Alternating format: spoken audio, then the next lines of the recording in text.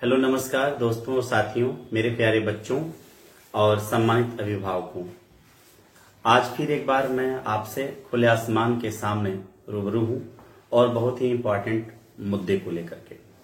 जैसा कि मैंने बताया कि इस लॉकडाउन के समय में सीबीएसई से लेकर के हर बोर्ड के लोग परेशान हैं। तमाम एडवाइजरीज जारी हो रही हैं, बच्चों के पढ़ने की अपनी समस्याएं हैं, अभिभावक परेशान हैं और हमारे आप सबके लिए जो सबसे पहले मुख्य मुद्दा है वो है हमारा स्वास्थ्य।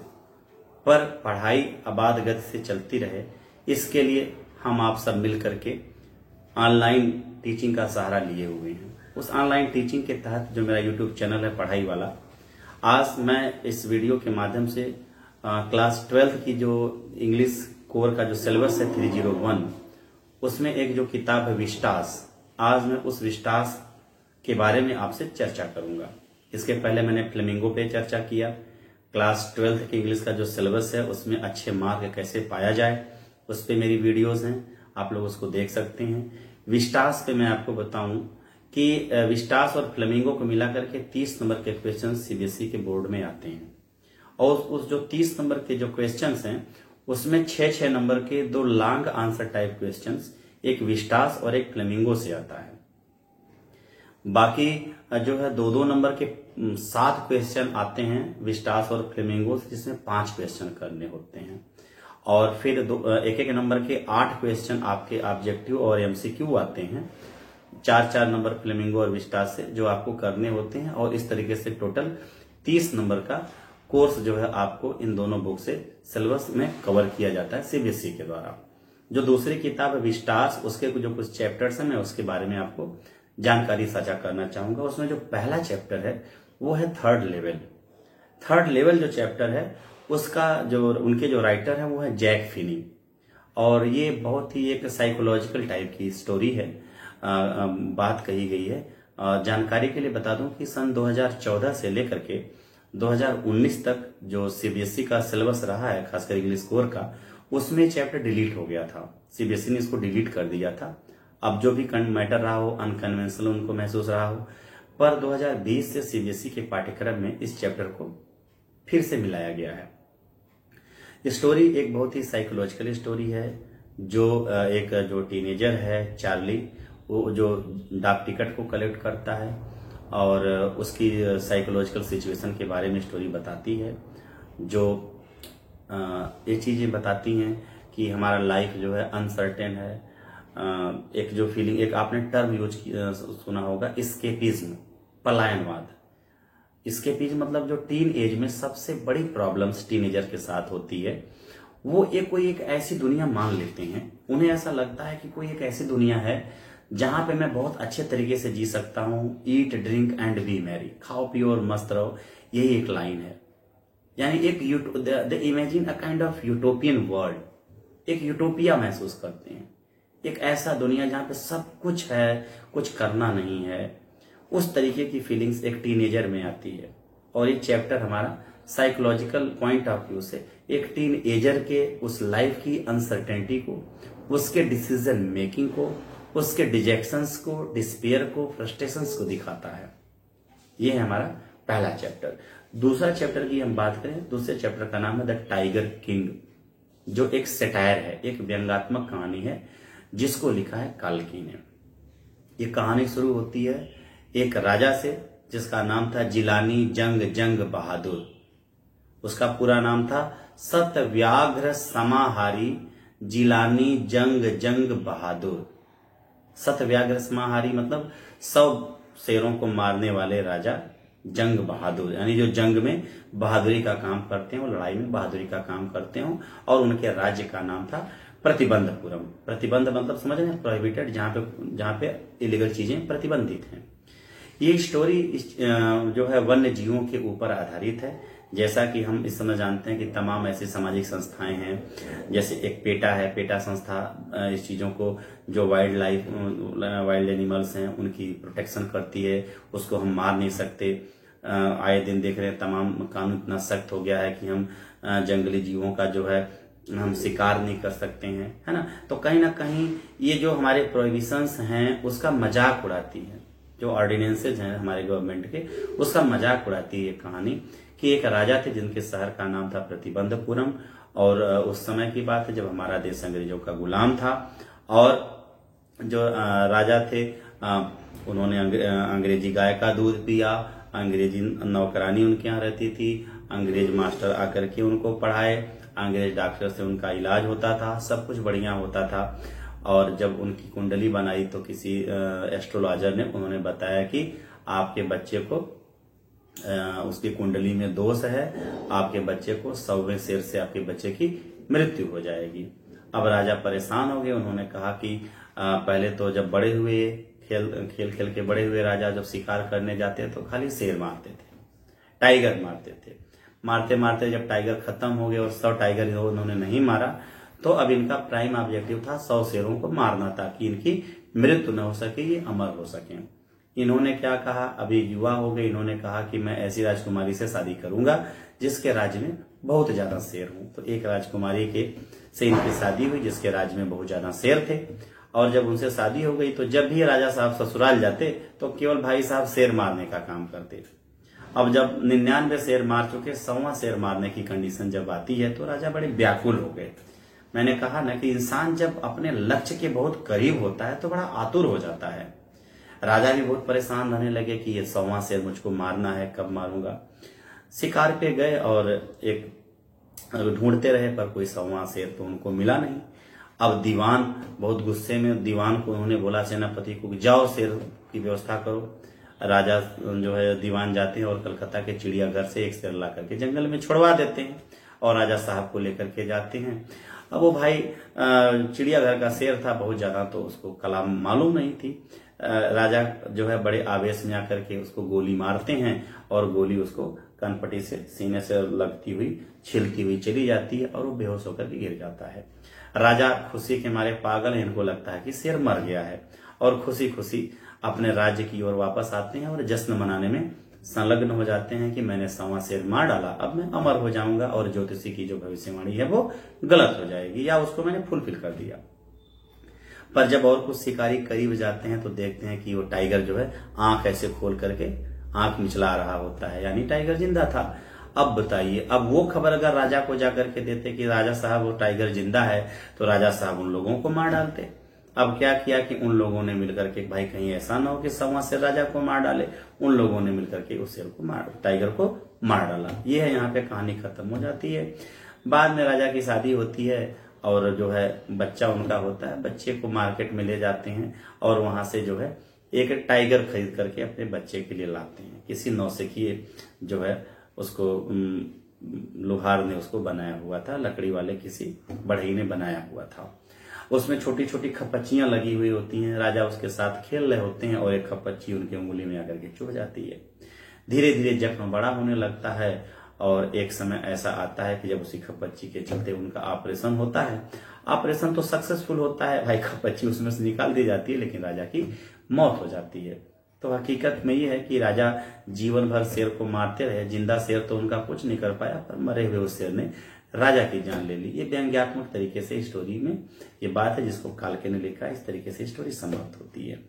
दूसरी स्टोरी है journey to the end of the earth by Tishani Doshi. Tishani दोषी आज भी जिंदा है, हमारे बीच हैं। जो आईपीएल मैच होता है उसमें कमेंटेटर का काम करती हैं और श्रीलंका के स्पिनर मुथैया मुरलीधरन के साथ जो उन्होंने बायोपिक में काम भी किया है और मद्रास की रहने वाली हैं। इंडियन फादर और विदेशी मदर से जो है इनका जन्म हुआ था और काफी अच्छी रचना इनकी है journey to the end of the earth, जिसमें लोगों का एक क्रू मेंबर जो होते हैं वो लोग जाते हैं अंटार्कटिका की ओर सैर करने के लिए। अंटार्कटिका जानते हैं, एक डिजर्टेड प्लेस है, आइसोलेटेड प्लेस, हमेशा साल भर बर्फ से जमा रहता है। किस तरीके से कई हजार मील की दूरी तय करते हुए पैदल यात्रा, गाड़ियों से यात्रा करते करते ये लोग जो है अंटार्कटिका पे पहुंचते हैं और बहुत ही ज्यादा करेज के साथ वहां पे पहुंचते हैं। बहुत बड़ा सेटिस्फेक्शन मिलता है। तो एक तरीके से एक ये ट्रेवलॉग है। ट्रेवलॉग मतलब एक ऐसी ट्रेवल हिस्ट्री जिसको स्टोरी के माध्यम से राइटर हमारे सामने रखता है। आपकी जानकारी के लिए बता दूं, सन 2014 से लेकर के 2019 तक सीबीएसई ने इसको अपने सिलेबस से हटा दिया था, पर अब की 2020 में सीबीएसई ने पुनः इसको प्रेस्क्राइब किया है। तो एक तरीके का ट्रेवलॉग है ये तिसानी दोषी का। और जो तिसानी दोषी एक इंडियन पोएट है, आज भी हमारे बीच जिंदा है। मैंने बताया कि आईपीएल में कमेंटेटर का काम करती हैं। अगली जो कहानी है वो है द एनिमी। द एनिमी को लिखा है पर्ल एस बक ने, और ये मोस्ट इंपॉर्टेंट स्टोरी है।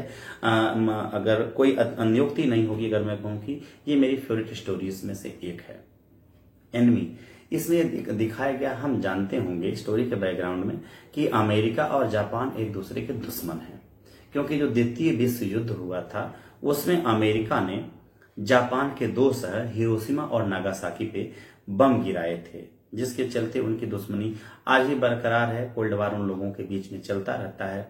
हालांकि जापान अपने साइंस और टेक्नोलॉजी के एडवांसमेंट में लगा रहता है, अमेरिका अपने वर्चस्व को लेकर के अपना रहता है, पर आज भी उन लोगों के बीच में मनमुटाव की स्थिति बनी रहती है, एक दूसरे को अपने दुश्मन समझते हैं। यहाँ की जो कहानी शुरू होती है, जो कहानी का मेन हीरो है वो है हमारा एक सर्जन, और जिसका नाम है सदाओ होकी। सदाओ होकी एक जैपनीज है, और उसके फादर जापान के बहुत बड़े देशभक्त थे, और बचपन से उनकी ख्वाहिश थी कि मेरा बेटा बड़ा हो तो एक सर्जन और साइंटिस्ट बने।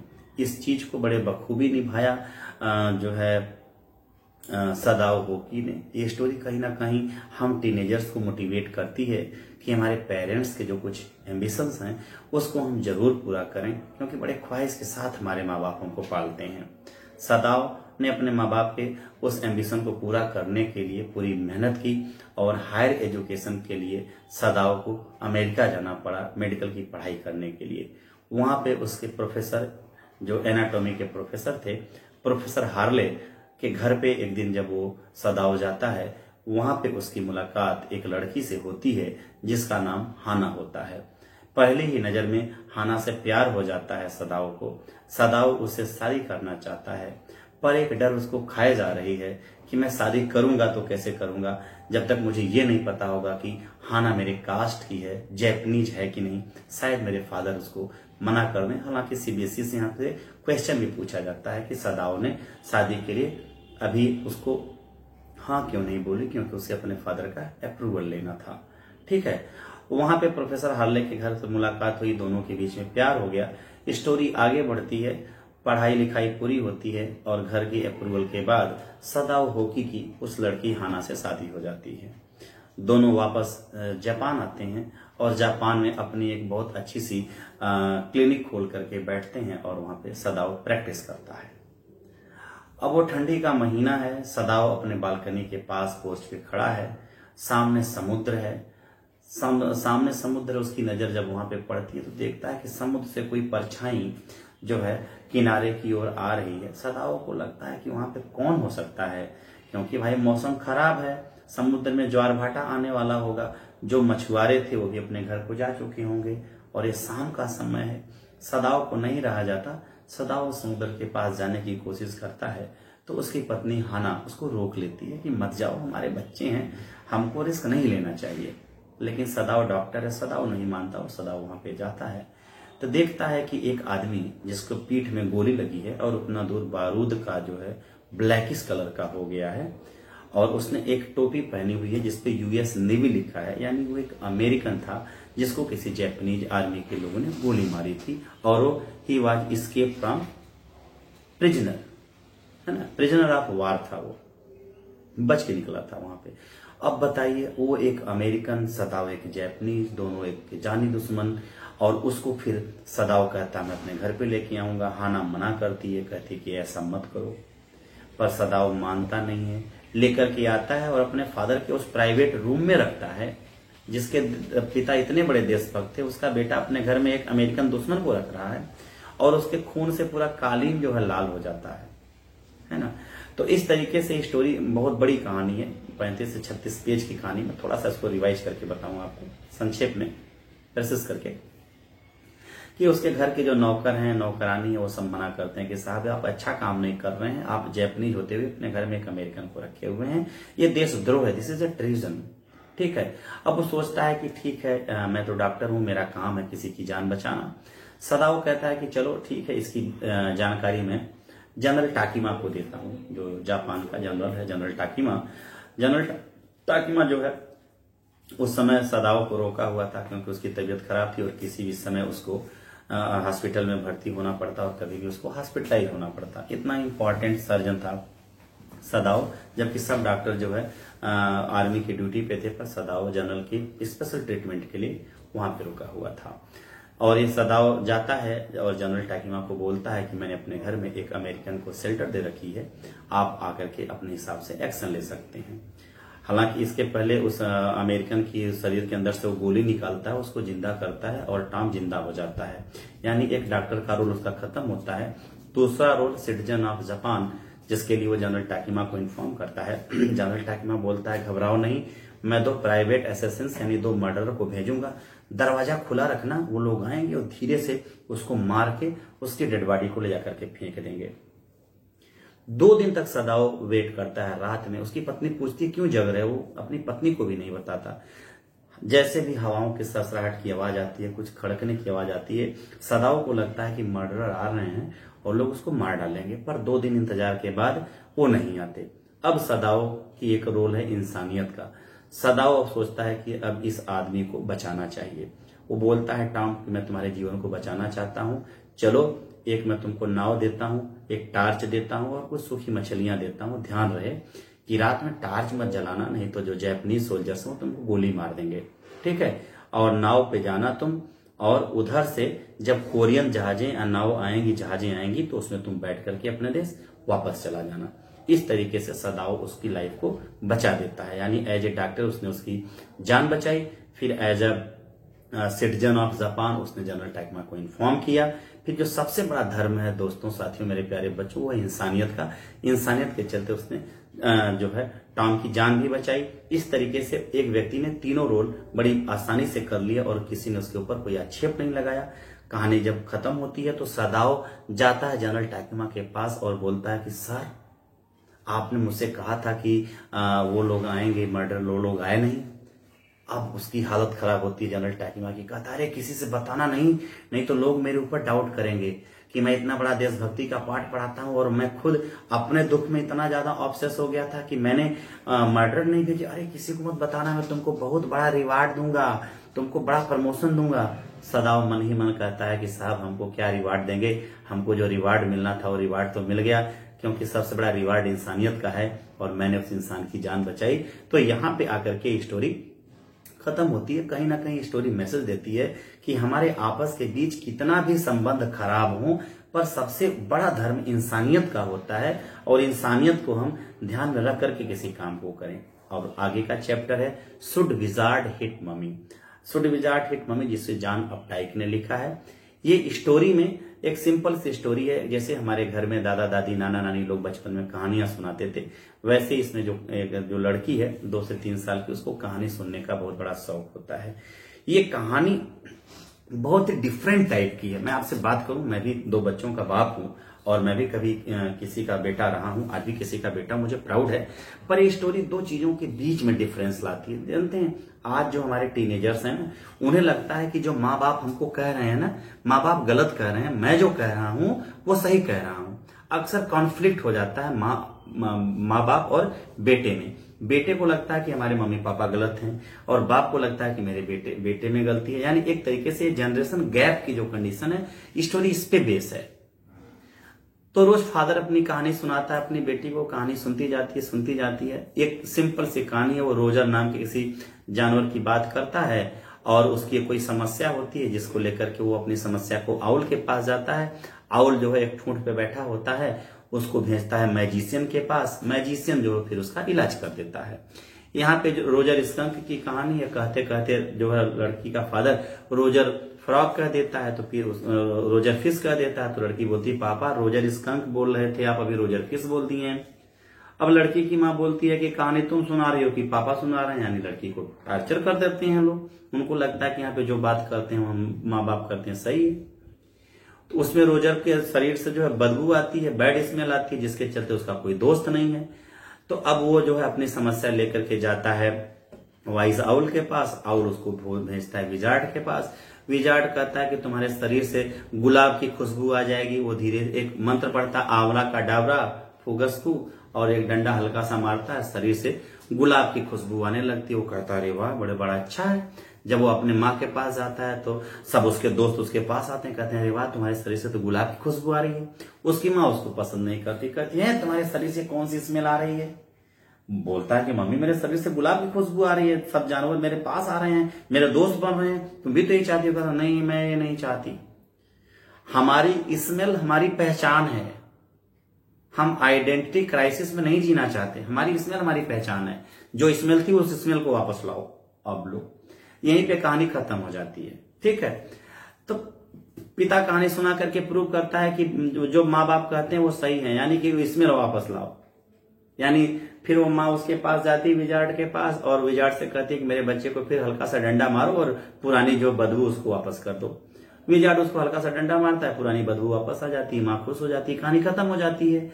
यहां तक जो है कहानी सुनाता है फादर, तो बंद कर देता है। लड़की कहती है पापा कल ऐसी कहानी सुनाइएगा कि जिसमें वो मैजिशियन जो है ना उसके मम्मी के सिर पे डंडा मारे। अब गुस्सा आ जाता है लड़के का बाप। लड़की का बाप कहता है पागल हो क्या तुम, वो जो कर रहा जो उसकी माँ कर रही थी वो सही कर रही थी बेटा, उसकी बदबू ही उसकी पहचान थी। अरे पापा ऐसी बदबू का पहचान का क्या मतलब जब उसके कोई दोस्त नहीं थे। आप अगले दिन कहानी सुनाइएगा जिसमें वो मैजिशियन उसके मम्मी के सिर पे डंडा मारेगा, उसकी अकल खुल जाएगी कि तुम गलत काम कर रही हो, गुलाब की खुशबू अपने बच्चे को वापस आ रही हो। स्टोरी यहाँ पे खत्म होती है और एक मैसेज देती है कि माँ बाप हमेशा जो करते हैं अच्छा ही करते हैं, पर माँ बाप को बच्चों के क्वेरीज को भी समझना चाहिए और उसके अकॉर्डिंग अपने लाइफ में डिसीजन लेना चाहिए, ताकि किसी भी तरीके का कम्युनिकेशन गैप या जनरेशन गैप न हो। ये कहानी है और आगे की कहानी में बहुत तेज बता रहा हूं। उस चैप्टर का नाम है on the face of it और इसको लिखा है सुसन हिल ने। On the face of it पे मैं थोड़ा सा आपको बताऊंगा। On the face of it आपको क्या लगता है? जिसका चेहरा देखने में बहुत सुंदर है, जिसका बाल देखने में बहुत सुंदर है, जिसके दांत, जिसके होंठ, जिसके नाक, जिसका मुंह बहुत सुंदर है, क्या इसी को सुंदरता कहते हैं? अरे मेरे भाई, सुंदरता ये नहीं है। मैंने बताया ना, the beauty of mind, the beauty of soul and the beauty of character. चरित्र जिसका अच्छा है, आत्मा जिसकी अच्छी है और जिसकी सोच अच्छी है, ये स्टोरी इस चीज को दिखाती है। यहाँ पे दो कैरेक्टर हैं। एक जो है ओल्ड एज का आदमी है ना, लैम्ब, जिसका एक टांग नकली है, ब्लोन ऑफ हो गई थी बारूद में जो वार में, और एक लड़का है जिसका एक साइड का चेहरा ना एसिड से जला हुआ है। लोग उसको पसंद नहीं करते। वो कहता है ना, मेरी माँ उस साइड मेरे चेहरे पे किस नहीं करती जिस साइड मेरा चेहरा जला हुआ है। दोनों में फिजिकल डिफॉर्मिटी है, एक का पैर खराब, दूसरे का चेहरा जला। चोर चोर मौसेरा भाई, यानी जो अपोजिट, जो दो लोगों में कॉमन होती है ना, वो लोग आपस में दोस्त बनते हैं। समान मेंटेलिटी के लोग दोस्त बनते हैं, अपोजिट मेंटेलिटी के लोग दुश्मन बनते हैं। कभी दोस्त नहीं बन सकते। जब तक विचार नहीं मिलता तब तक दोस्ती नहीं होती। वो टीनेजर और उस ओल्ड मैन में दोस्ती हो जाती है, और वो टीनेजर इतना बिगड़ा हुआ है, किसी को पसंद नहीं करता। उस ओल्ड मैन के पास एक सेब का बगीचा है जहां पे दरवाजे खुले हैं, लोग आते हैं, सेब तोड़ते हैं, जेली बनाते हैं, किसी को मना नहीं करता। उसकी अपनी कोई फैमिली नहीं है, पर पूरे दिन बच्चों से घिरा रहता है। जानते हैं क्यों? क्योंकि उसके पास व्यवहार है, उसके पास beauty of mind, soul and character. लोग उसको पसंद करते हैं, पर इस लड़के को कोई पसंद नहीं करता, और न तो ये समाज को लेकर के पसंद करता है। धीरे धीरे उस बच्चे के संपर्क में आने के बाद वो लड़का इतना ज्यादा प्रभावित होता है कि वो लड़का जीने की कला सीख जाता है। और स्टोरी सबसे बाद में ये बताती है कि उस नौजवान को बड़े हैंडसम से हैंडसम लोग जो आर्ट ऑफ लिविंग नहीं सिखा पाए, उस बच्चे को आर्ट ऑफ लिविंग उस व्यक्ति ने सिखाई जिसकी एक टांग नकली थी। और जब अंतिम में वो ओल्ड मैन मर जाता है तो उसके पास आकर के बहुत जोर जोर की रोता है वो टीनेजर, और कहता है कि तुम मुझे छोड़ करके चले गए, तुमने कहा था मिलने के लिए और तुम मुझसे मिले नहीं। ये है दोस्तों कहानी। मतलब सबसे बड़ी चीज होती है हमारे ओपिनियन में, हमारे दृष्टिकोण में। कोई भी चीज अच्छी और खराब नहीं होती। अच्छा और खराब हमारा दृष्टिकोण होता है उस चीज के पीछे। अगर कोई भी किसी भी चीज हो, पोएम में बोलता है कि मधुमक्खियां भनभना रही हैं, you will say they are buzzing, ये भिनभिना रही हैं। मैं कहूंगा आई एम की दीज आर हमिंग, ये गुनगुना रही हैं। तुम कहोगे भाई ग्रोथ होती है जिसमें लाइफ होती है, जिसमें लाइफ होती है उसी को ग्रोथ कहते हैं उसी में जीवन है। ये घास का जो है झुरमुट कहोगे, एक फूलों का बगीचा कहोगे, उसे घासों का बगीचा क्यों नहीं कह सकते? मेरे भाई सोच की बात है। हम अपनी सोच बदलेंगे। यहाँ पे स्टोरी इस चीज को करके अपनी बात खत्म करती है, क्षमा चाहेंगे। अगला चैप्टर है Evans tries and O level. O level मतलब ऑर्डिनरी लेवल। यहाँ पे एक मुहिम चलाई थी जब हम रेमन मैग्सेसे पुरस्कार मिला था, उस समय इंडिया की पहली महिला आईपीएस किरण बेदी का नाम सुना होगा आपने। तिहाड़ जेल में उन्होंने जो कैदी हैं उनको सुधारने का उन्होंने सुधार गृह बनवाए, उनको कहा कि नहीं इनको भी एजुकेशन दिलानी चाहिए। ये स्टोरी के बैकग्राउंड में है। हालांकि जो राइटर है कोलिन डेक्स्टर, इवांस जो है इवांस एक छोटा मोटा चोर होता है, छोटी मोटी चोरियां करता है और इस समय वो ऑक्सफोर्ड जेल में बंद है। 3 बार वो जेल तोड़ करके भाग चुका है, चौथी बार वो जेल में भर्ती है, ठीक है। और लोगों का पहरा है कि ये जेल तोड़ करके भागे नहीं। और जर्मन भाषा का ओ लेवल का वो डिप्लोमा करना चाहता है और वो रोज उसको एक आदमी सिखाने के लिए आता है, वो भी उसका दोस्त है। धीरे धीरे वो अपना भेष बदल करके एक दिन क्या करता है, उसी जो है उससे निकल जाता है। जो आप स्पेशल 26 मूवी देखे हैं ना, उसी तरीके की स्टोरी है Evans tries and O level. और मेरे साथ एक इतिहास जुड़ा है मैं कि जब मैं 2007 में टीचर बिरादरी में शामिल हुआ था महर्षि विद्या मंदिर लखनऊ में, सबसे पहला चैप्टर मैंने अप्रैल 2007 में यही पढ़ाया था, Evans tries and O level. अंतिम में क्या है कि वो गवर्नर खुद उसको छोड़ने के लिए जाता है भेष बदल करके। स्टोरी ये सिखाती है कि जो भी हमारे जेल ऑफिशियल्स हैं अपने आप को बहुत स्मार्ट समझते हैं, हकीकत ये है कि उनसे स्मार्ट वो लोग होते हैं जो जेल के सलाखों के पीछे जमा रहते हैं। यानी हर व्यक्ति को अच्छे तरीके से ऑब्जर्व करना चाहिए, ठीक है। अगली कहानी है memories of childhood. Memories of childhood के 2 पार्ट हैं। एक है जिसको लिखा है बामा ने। बामा जो है एक तमिलनाडु की दलित राइटर है बामा ने, और उन्होंने लिखा है we two are human beings. और दूसरी जो है एक रेड इंडियन है जिनका नाम है जिटकाला शाह, उन्होंने लिखा है the cutting of my long hair. Cutting of my long hair में मतलब मैं बताऊं कि एक कार्लिजले इंडियन स्कूल था जहां पे जो रेड इंडियंस थे, जो इंडियन हमारे गुलाम बना करके वहां पे जो गुलाम बनाया गया था, जो रह रहे थे अंग्रेजों के द्वारा, उस कार्लिजले इंडियन स्कूल में पढ़ते थे और बहुत ही स्टिफ शूज और बहुत ही टाइट कपड़े उनको पहनना होता था। और जब वो डाइनिंग टेबल पे खाने के लिए डाइनिंग रूम में जाते थे तो वहां पे ईटिंग बाय फार्मूला बोर्ड का क्वेश्चन आता है। वहां पे बोलता है चम्मच उठाओ, मुंह पे पास लाओ, चम्मच खाओ, ईटिंग बाय फार्मूला का सिस्टम था। वहां पे जिटकाला सा भी जाती है, उसको कोई तजुर्बा नहीं रहता है। जैसे ही लोग एक बहुत बड़ा सा घंटा बजता है, लोग डाइनिंग रूम में खड़े होते हैं चेयर के पास, लोग खड़े हैं, तब तक ये चेयर पे बैठ के अपना खाना शुरू करती है। और एक मोटी सी जो औरत है जो वार्डन है उसको देख रही होती है। तुरंत जिटकाला सा की जो सहेली है जुडविन उसको बोलती है कि देखो उसने तुमको देख लिया है, अब वो पक्का क्या करेगी, तुमको ले जाएगी और तुम्हारे बाल काट के छोटा छोटा कर देगी। अब जिटकाला शाह ने बचपन में ये पढ़ा था, अपनी माँ के द्वारा ये पढ़ा था। उसकी माँ ने बताया था कि जब युद्ध में किसी को बंदी बना लिया जाता था, उसकी बेइज्जती करने के लिए या उसको घुटने टेकने के लिए उसके बाल छील दिए जाते थे, सिंगल हेयर कर दिया जाता था और ये होता था गुलामी का प्रतीक। वो सोच करती कि नहीं मैं सरेंडर नहीं करूंगी, मैं अपने बाल नहीं कटवाऊंगी। और वो वहां से भागती है और जाती है एक रूम में छिप जाती है। अंधेरा रहता है रूम में और तब तक वहां पे पैरों के चलने की आवाज सुनाई देती है। धीरे धीरे वो मोटी औरत उसके रूम में जाती है और बाल खींच करके ऐसे जो है उस लड़की को बाहर निकालती है। और लड़की बहुत हाथ पैर और अपने पैरों से मारती है पर कुछ नहीं होता। उसको लोग पकड़ के ले जाते हैं, चेयर में बांधते हैं, उसका बाल काट करके छोटा कर देते हैं। ये स्टोरी एक मैसेज देती है कि सबसे बड़ी चीज ह्यूमैनिटी है। हमें किसी को इतना ज्यादा ह्यूमिलिएट या अंडर एस्टिमेट नहीं करना चाहिए। We two are human beings, यानी हम भी the cutting of my long hair, यानी मेरे बाल को छोटा कर दिया गया और मुझे भी उन भीड़ों में शामिल कर दिया गया बाकी के जिनके बाल काट के छोटे कर दिए गए थे। और जो दूसरा पार्ट है वो है बामा का, तमिल दलित राइटर, जो अनटचेबिलिटी की बात है, जो छुआछूत की बात है, जो हमारे शेड्यूल्ड ट्राइब्स हैं, शेड्यूल्ड कास्ट के लोग हैं, अपर क्लास सोसाइटी के लोग जो उनसे पर्दा करते हैं, अनटचेबिलिटी की बात को राइटर ने बताया है। बामा कहती है ये हकीकत की कहानी है कि मैं तो एक दलित हूं और मैं एक दलित बस्ती में रहती थी। एक बार मैं स्कूल जा रही थी तो मैंने देखा कि मेरी बस्ती का एक आदमी जो लैंडलॉर्ड के यहाँ काम करता था, वो अपने हाथ में कोई चीज लिया हुआ था, है ना, पॉलीथीन में, जो केले के पत्ते से ढकी हुई थी और एक धागे यानी स्ट्रिंग से की थी, और वो आदमी अपने से इतना दूर करके लेके जा रहा था। मुझे देख करके बड़ी हंसी आई कि हल्की सी 100-200 ग्राम की चीज और इतना मस्कुलर आदमी ऐसे लेकर के जा रहा है, क्या है। मैं जब अपने घर पे गई तो मैंने ये बात अपने भाई से बोली कि भैया मैंने देखा कि एक आदमी हमारी बस्ती का ऐसे लेकर के जा रहा था, वडाई वडाई खाने वाली साउथ इंडियन चीज होती है। तो उसके भाई ने बोला, मैं हंस रही थी, उसके भाई ने बोला तो मैं सीरियस हो गई। उसके भाई ने बोला कि बहन देखो ये है कि वो जो आदमी था ना वो अनटचेबल था, वो जो है शेड्यूल्ड कास्ट या शेड्यूल्ड ट्राइब कास्ट का था, ठीक है। और जो वडाई लेके जा रहा था वो बड़े मालिक के यहाँ लेके जा रहा था, जिसके यहाँ वो मजदूरी करता था।